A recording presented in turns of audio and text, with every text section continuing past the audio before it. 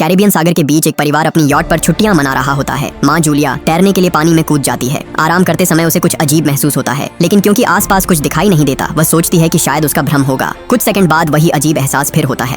इस बार भी कुछ नजर नहीं आता, लेकिन अब वह घबरा जाती है और यॉट की तरफ तैरना शुरू करती है। तभी अचानक कोई उसकी टांग खींचने लगता है और वह मदद के लिए जोर जोर से चिल्लाने लगती है। उसकी बेटी कैसी हेडफोन लगाकर म्यूजिक सुन रही होती है, इसलिए उसे कुछ सुनाई नहीं देता। पति टॉम और बेटा बेन मछली पकड़ने में व्यस्त होते हैं। जूलिया पानी के ऊपर टिकने की कोशिश करती है, लेकिन मुंह में पानी जाने की वजह से चिल्लाना मुश्किल हो जाता है। थोड़ी देर बाद टॉम को एहसास होता है कि काफी देर से उसने जूलिया को नहीं देखा। वह यॉट पर उसे ढूंढता है और फिर अपनी पत्नी को खतरे में देख लेता है। वह बच्चों को बुलाता है, यॉट को उस तरफ ले जाता है और पानी में कूद जाता है। जल्दी से जूलिया तक पहुंचकर उसे संभालता है और यॉट की ओर तैरता है। बच्चे दोनों को ऊपर खींच लेते हैं। परिवार जूलिया को संभालता है, लेकिन जूलिया खुद को समझाती है कि शायद लहरों की वजह से ऐसा हुआ होगा। रात को सब मिलकर बेन का जन्मदिन मनाते हैं। कैसी को उसके बॉयफ्रेंड का कॉल आता है, तो वह लैपटॉप लेकर बाहर चली जाती है। वीडियो कॉल में उसका बॉयफ्रेंड दिखाता है कि शहर के ऊपर बड़े बड़े काले बादल छा गए हैं। कॉल ग्लिच होकर फ्रीज हो जाती है। कैसी यह बात परिवार को बताने आती है, लेकिन टॉम कहता है कि शायद जमीन से दूर होने की वजह से सिग्नल कमजोर है। तभी सबको एक आवाज सुनाई देती है। वे सब बाहर जाते हैं और देखते हैं कि व्हेल मछलियों का एक समूह गुजर रहा है। टॉम समझाता है कि व्हेल मछलियां हमेशा पृथ्वी के मैग्नेटिक फील्ड को फॉलो करती हैं, लेकिन जब तूफान आता है तो वे कंफ्यूज हो जाती हैं। अचानक यॉट जोर से हिलती है और बेन गिर जाता है। टॉम को चिंता होती है कि कहीं यॉट को नुकसान तो नहीं पहुंचा, इसलिए वह डाइव करके नीचे चेक करने चला जाता है। कुछ देर बाद वह सतह पर वापस आता है, लेकिन उसके कंधे पर एक बड़ा घाव होता है। जूलिया तुरंत उसका जख्म सीती है। वह कहता है कि जो भी चीज थी बहुत बड़ी थी। टॉम को यॉट पर काफी नुकसान दिखाई देता है, इसलिए उन्हें मदद बुलानी पड़ती है। जूलिया बार बार रेडियो पर कोशिश करती है। कैसी फोन पर सिग्नल ढूंढती है, लेकिन कुछ भी काम नहीं करता। तभी कैसी को एक अजीब सा जीव दिखाई देता है और वह चिल्ला उठती है, लेकिन वह तो बस बेन होता है जो मास्क पहनकर मजाक कर रहा होता है। कुछ देर बाद यॉट पूरी तरह बंद हो जाती है और समुद्र के बीच में फंस जाती है। जूलिया रेडियो में एक आवाज सुनती है, लेकिन आवाज इतनी खराब होती है कि उसे कुछ समझ नहीं आता। टॉम परिवार को बताता है कि उनके पास सिर्फ 4 दिन का खाना पानी बचा है और अब उन्हें किसी मछली पकड़ने वाली नाव का इंतजार करना होगा। अचानक रडार पर कुछ डिटेक्ट होता है और परिवार को एक अजीब सी आवाज सुनाई देती है। सब दौड़कर बाहर आते हैं और हैरानी से देखते हैं कि कई सारे उल्कापिंड जमीन पर गिर रहे हैं। जहाँ जहाँ उल्कापिंड गिरते हैं वहाँ बड़े धमाके होते हैं। एक उल्कापिंड पानी में उनके पास गिरता है तो टॉम तुरंत यॉट को चलाने की कोशिश करता है। इंजन मुश्किल से चलता है, लेकिन तभी एक और उल्कापिंड उस इलाके को हिट करता है। परिवार डर के मारे एक दूसरे को कसकर पकड़ लेता है। तभी टॉम को समझ आता है कि जो आग के गोले गिर रहे हैं वे उल्कापिंड नहीं बल्कि सैटेलाइट्स हैं। उसी वक्त बेन देखता है कि यॉट से धुआं निकल रहा है। टॉम चेक करता है और कंफर्म होता है कि इंजन खराब हो गया है। हवा तेज होने लगती है तो फैमिली यॉट के अंदर छुप जाती है, बिना ये नोटिस किए कि कंपास बहुत तेजी से घूम रहा है। यॉट जोर जोर से हिलने लगती है। बेन फिर से गिर जाता है और इस बार उसे चोट भी लग जाती है। लहरें तेजी से यॉट से टकरा रही होती हैं। टॉम स्ट्रगल करके बाहर जाता है और लाइफ जैकेट्स लेकर आता है। तभी पावर चली जाती है। टॉम तुरंत पावर बॉक्स का बटन प्रेस करता है और लाइट वापस आ जाती है। उस वक्त बेन नोटिस करता है कि जूलिया की नाक से खून बह रहा है। जूलिया को चक्कर आने लगते हैं, जबकि कैसी सिंक पर जाकर उल्टी कर देती है। टॉम रेडियो ट्राई करता रहता है पर सिग्नल नहीं मिलता। अचानक एक तेज हाई पिच्ड नॉइज आती है और हवा और भी स्ट्रांग हो जाती है। जूलिया दरवाजे बंद करने की कोशिश करती है, पर एक हैच खुल जाता है और हवा खिड़कियां तोड़ने लगती है। टॉम एक फ्लेयर जलाता है और थोड़ी देर बाद अंधेरा छा जाता है। अगली सुबह फैमिली शॉक में उठती है कि वो स्टॉर्म से बच गए हैं, लेकिन यॉट आधी तबाह हो गई होती है। जब वो बाहर आते हैं तो देखते हैं कि समुद्र का पानी गायब हो गया है और यॉट अब जमीन पर अटकी है। सब ये देखकर शॉक में आ जाते हैं। कैसी सिग्नल चेक करती है पर नेटवर्क बिल्कुल डाउन होता है। बेन 2 मरे हुए केकड़ों से खेलने लगता है। टॉम कंपास चेक करता है और देखता है कि वो उल्टा हो गया है। ये आखिरी बार 7 लाख साल पहले हुआ था। कैसी को लगता है कि उसका बॉयफ्रेंड मर गया होगा और वो टूट जाती है। जब जूलिया उसे समझाने आती है तो कैसी उसे दूर कर देती है और छुपने चली जाती है। जूलिया और टॉम बची हुई सप्लाईज देखते हैं। बेन अपने बर्थडे बलून्स एक पत्थर से बांध देता है ताकि शायद कोई बचा हुआ सर्वाइवर देख ले। टॉम फिर रेडियो ट्राई करता है और इस बार एक आदमी से कनेक्शन हो जाता है। उसका नाम नाव होता है और वो एक सबमरीन का कैप्टन होता है। उसकी सबमरीन भी लैंड पर अटक गई है। वो कंफर्म करता है कि मैग्नेटिक पोल्स रिवर्स हो गए हैं, इसलिए ओशन पीछे हट गया है और जमीन डूब गई है। वो कहता है कि उसने अभी तक और सर्वाइवर्स नहीं देखे और कम्युनिकेशन सिस्टम्स बिल्कुल डाउन हो गए हैं। वो मजीद ये भी कहता है कि पोल्स फिर रिवर्स होंगे और शायद एक हफ्ते में समुद्र वापस आ जाएगा। वो फैमिली को वार्न करता है कि जितना हो सके ऊंची जगह चढ़ जाओ, क्योंकि जब पानी वापस आएगा तो वो बहुत खतरनाक होगा। वो बोलता है उसका पार्टनर क्रैश में मारा गया और सबमरीन में बस 3 लोगों की ही जगह है। जूलिया और टॉम उससे कहते हैं कि प्लीज हमारे बच्चों को बचा लो। वो उन्हें अपने कोऑर्डिनेट्स दे देता है। टॉम कैलकुलेट करता है कि सबमरीन तक पहुंचने में 2-3 दिन लगेंगे। वो फैमिली से कहता है आज रात अच्छे से आराम कर लो, कल सुबह हम निकलेंगे। अगली सुबह फैमिली सामान पैक कर रही होती है। तभी टॉम को पास में कुछ हिलता हुआ दिखता है। वो एक लंगड़ा आदमी होता है जिसके हाथ में हार्पून होती है और साथ में एक कुत्ता लगातार भौंक रहा होता है। टॉम उसके पास जाता है और उसे पानी की बोतल देता है, लेकिन वो आदमी कुछ ऐसी भाषा में बोलता है जो टॉम समझ नहीं पाता। पानी पीने के बाद वो अजनबी अचानक टॉम के सिर पर बोतल मारता है और चेहरे पर जोर का लात मार देता है। जूलिया डर के मारे भागती है, लेकिन तब तक देर हो चुकी होती है। वो आदमी टॉम के पेट में हार्पून घुसा चुका होता है। टॉम कुछ पल तक तड़पता है और फिर वो उसकी गर्दन भी काट देता है। फिर वो आदमी जूलिया के पीछे भागता है और उस पर हार्पून फेंकता है, जिससे उसके कंधे में चोट लग जाती है। जूलिया दर्द सहते हुए यॉट के अंदर भागती है और बच्चों को बोलती है कि छुप जाओ। वो दरवाजा लॉक कर देती है। कैसी और बेन सोफे के अंदर घुस जाते हैं। जूलिया उन्हें फ्लेयर गन पकड़ाती है और खुद एक चाकू लेकर बाथरूम में छुप जाती है। वो आदमी दरवाजे पर जोर जोर से धक्के मारता है और आखिर अंदर घुस ही जाता है। पहले वो थोड़ा खाना उठाता है और फिर यॉट में इधर उधर ढूंढने लगता है, फिर बाथरूम की तरफ जाता है, लेकिन जूलिया समझदारी से एक छोटे छेद से बाहर निकल जाती है। वो आदमी सोचता है कि जूलिया भाग गई, लेकिन जैसे ही वो धीरे से निकलने लगती है उसका कुत्ता उसे देख लेता है और भौंकने लगता है। कुत्ता उस पर झपटता है तो जूलिया चाकू से उसे मार देती है। कुत्ते की चीख सुनकर वो आदमी बाहर आता है और अपने कुत्ते की लाश देखकर आग बबूला हो जाता है। इस बीच जूलिया यॉट के दूसरे साइड से अंदर जाने की कोशिश करती है। वो ऊपर चढ़कर टूटी हुई खिड़की से अंदर घुसने लगती है, लेकिन वो आदमी पहले ही वहां पहुंच जाता है। वो उसे पकड़कर जोर से मुक्का मारता है जिससे वो नीचे गिर जाती है।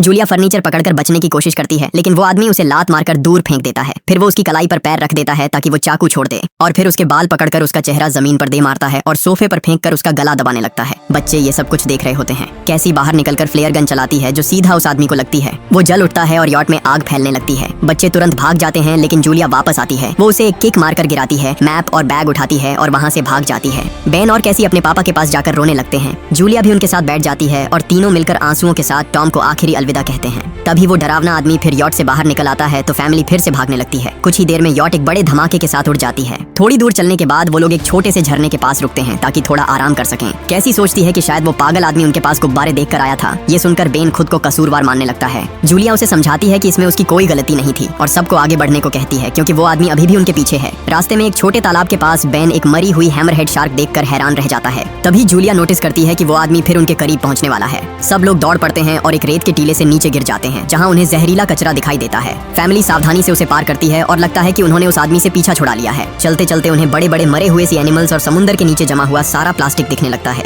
बेन धीरे धीरे चलने लगता है तो जूलिया समझ जाती है कि वो डिहाइड्रेशन के करीब है। वो सबको रुकने को कहती है। जब वो पानी की बोतल देखती है तो उसे झटका लगता है। बोतल में पानी लगभग खत्म हो चुका होता है। कैसी को एहसास होता है कि शायद उसने बोतल ठीक से बंद नहीं की थी। जूलिया गुस्से में चिल्लाती है कि उसकी लापरवाही की वजह से पानी खत्म हो गया। कैसी जवाब देती है, क्या फर्क पड़ता है, वैसे भी हम बचने वाले नहीं हैं। दोनों के बीच लंबी बहस होती है। फिर भी फैमिली आगे चलती रहती है। कुछ देर बाद उन्हें एक क्रैश हुआ प्लेन मिलता है। अंदर कुछ हिलता डुलता देख सब डर जाते हैं, लेकिन वो सिर्फ कुछ पक्षी होते हैं। फैमिली तय करती है कि रात यहीं प्लेन के अंदर गुजारेंगे। वो थोड़ा सा स्नैक शेयर करते हैं और जूलिया को टॉम की जैकेट में एक फैमिली फोटो मिलती है जिसे देखकर उसका दिल टूट जाता है। कैसी पूछती है, मॉम आप और डैड की लव स्टोरी क्या थी? जूलिया मुस्कुराकर बताती है, टॉम हॉस्पिटल में मेरा पेशेंट था। फिर एक दिन उसने फूल और एक प्यारी सी कविता देकर अपना प्यार जताया था। रात के बीच में कैसी प्लेन से बाहर जाती है। तभी वो डरावना आदमी उसे पीछे से पकड़ने की कोशिश करता है, लेकिन जूलिया अचानक पीछे से उस पर टूट पड़ती है और बार बार चाकू से वार करके उसे मार देती है। कैसी अपनी माँ को गले लगाकर शांत करती है। अगली सुबह उस आदमी की लाश पर कीड़े गुंड पड़े होते हैं।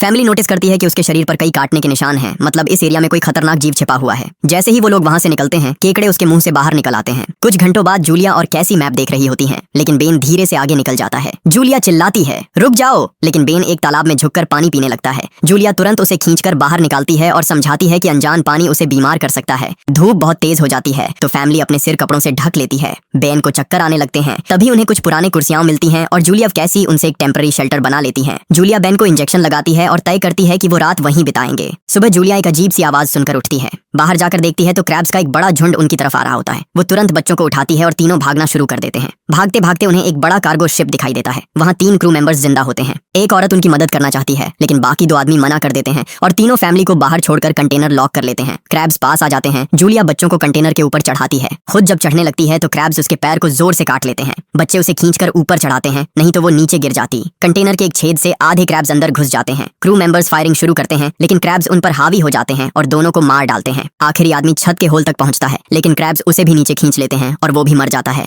जूलिया अपने जख्म पर पट्टी बांधती है और बेहोश हो जाती है। कुछ देर बाद जब वो उठती है तो खुद को रेत के तूफान के बीच अकेली पाती है। वो घबराकर बच्चों को ढूंढने लगती है। एक मरी हुई औरत का हथियार उठाती है और जोर जोर से चिल्लाती है। कैसी उसकी आवाज सुनकर लौट आती है और बताती है कि वो और बेन मदद ढूंढने गए थे, लेकिन कोई नहीं मिला। फिर दोनों बेन से मिलते हैं, जिसे एक खुला कंटेनर मिलता है जहां वो तूफान खत्म होने तक रुक सकते हैं। जूलिया टॉम का लाइटर निकालती है और अपने जख्म को जलाकर बंद करती है, जो बेहद दर्दनाक होता है। तूफान थमने के बाद उन्हें एक और कंटेनर मिलता है जिसमें बहुत सारी पानी की बोतलें होती हैं। बॉडीज चेक करते वक्त उन्हें एक रेडियो और एक गन भी मिलती है। जूलिया नाव से संपर्क करती है और बताती है कि मैप खो गया है। इस पर नाव बताता है कि उन पर आर्थ्रोपॉड्स ने हमला किया था। वो अबिस के जीव हैं जो ऑक्सीजन की वजह से पूरी तरह पागल हो चुके हैं। अब नाव फैमिली को जल्दी करने को बोलता है क्योंकि उसके इंस्ट्रूमेंट्स ने कैलकुलेट किया है कि समुद्र उम्मीद से ज्यादा जल्दी वापस आएगा और उनके पास सिर्फ कुछ घंटे बचे हैं। वो एक फ्लेयर शूट करता है और फैमिली उस दिशा में चलना शुरू करती है। लंबी वॉक के बाद फैमिली को एक टूटा हुआ टॉयलेट मिलता है जिसमें बेन पेशाब करता है। अब वो लोग आखिरकार सबमरीन को पास ही देख लेते हैं, लेकिन वहाँ पहुँचने के लिए उन्हें एक बड़ा चट्टानी रास्ता पार करना होगा। जैसे ही वो रास्ते से गुजरते हैं, दीवारें हिलने लगती हैं और पत्थर गिरने लगते हैं, जिससे एक भयानक रॉक स्लाइड हो जाता है। जूलिया तुरंत अपने बच्चों को साइड में धक्का देती है और खुद भी पीछे हट जाती है ताकि कुचली न जाए। अब एक पत्थर की दीवार उनके बीच आ गई है। जूलिया बच्चों से कहती है कि वो बिना उसके आगे बढ़ जाए, लेकिन कैसी मना करती है और जोर देती है कि उसकी माँ को चढ़ने की कोशिश करनी चाहिए। बहुत बहस होती है और चिल्लाने के बाद जूलिया वादा करती है कि वो बाद में अपने बच्चों को ढूंढ लेगी। मजबूर होकर कैसी अपने भाई को खींचकर आगे ले जाती है। बच्चे चट्टानी रास्ता चढ़कर सबमरीन की तरफ भागते हैं, लेकिन वहाँ पहुंचकर देखते हैं कि नाव बाहर खून में लथपथ पड़ा है। वो समझाता है कि उसके लिए सब खत्म हो गया है और अब बच्चे सबमरीन ले सकते हैं। ये सोचकर कि एक एक्स्ट्रा जगह होगी, कैसी वापस अपनी माँ को ढूंढने भागती है। तभी जूलिया केकड़ों को आता देखती है और वो फायरिंग शुरू कर देती है। कुछ केकड़ों को वो मार देती है, लेकिन झुंड बहुत बड़ा होता है और सबसे लड़ना मुश्किल हो जाता है। उसी वक्त कैसी दीवार के ऊपर दिखाई देती है और हाथ आगे बढ़ाती है तो जूलिया अपने घायल पैर के बावजूद तेजी से चढ़ना शुरू करती है। कैसी की मदद से वो दूसरी तरफ पहुंच जाती है और दोनों साथ में सबमरीन की तरफ भागते हैं। बेन पहले से ही ऊपर खड़ा होता है और फायर खोल देता है ताकि केकड़े डिस्टर्ब रहें जब तक फैमिली ऊपर चढ़ जाए। केकड़े नाव के शरीर तक पहुंचते ही तुरंत उसे खाने लग जाते हैं। जूलिया गन उठाती है और फायरिंग जारी रखती है जब तक बच्चे अंदर चले जाएं। जब वो सुरक्षित हो जाते हैं, जूलिया समझती है कि गोलियां खत्म हो गई हैं, तो वो गन केकड़ों पर फेंक देती है और अपने बच्चों के साथ अंदर चली जाती है। फैमिली हैच को अच्छे से लॉक करती है और खिड़की से केकड़ों को सबमरीन के चारों तरफ देखती है। इसी वक्त समुद्र वापस आ जाता है तो तीनों तुरंत अपनी सीटों पर बैठकर बेल्ट पहन लेते हैं और एक दूसरे का हाथ पकड़ लेते हैं। तेज लहरें सबमरीन को जोर जोर से इधर उधर फेंकना शुरू कर देती हैं, जिससे जूलिया को पूरी जर्नी के विजन दिखने लगते हैं और कैसी उल्टी कर देती है। जल्दी ही वो हाई पिच आवाज वापस आती है और फैमिली बेहोश हो जाती है। कुछ देर बाद जूलिया और बच्चे होश में आते हैं और खुद को जिंदा देखकर खुश होते हैं। वो हैच अनलॉक करके बाहर निकलते हैं और देखते हैं कि लहरों ने सबमरीन को एक तबाह शहर में गिरा दिया है। यानी अब जिंदा रहने और नया जीवन शुरू करने की उम्मीद है। और यहीं पर फिल्म खत्म होती है। चैनल को सब्सक्राइब करना न भूलें और बेल आइकन जरूर दबाएं ताकि आपको ऐसे ही मजेदार वीडियो मिलते रहें।